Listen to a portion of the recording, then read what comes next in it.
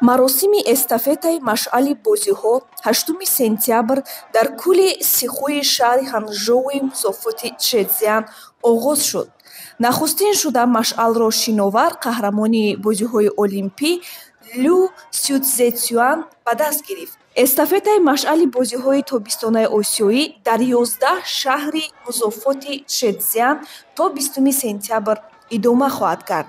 20 сентябр гулхан ё машъал ба шаҳри Ҳанчжоу баргашт ва дар ин рӯз дар қатори дигарон қаҳрамони бозиҳои олимпии Рио 2016, дорандаи 3 медали тилло ва 1 нуқраи бозиҳои осиёӣ Дилшод Назаров таҳти рақами 162 гулханро гирифта, масофаи муайяншударо давр зад.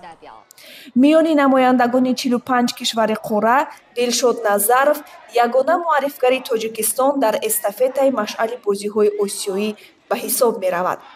ёдовар мешавем, ки дар таърихи бозиҳои осиёӣ Дилшод Назаров аввалин нафарест, ки дар эстафетаи машъали бозиҳо ширкат меварзад.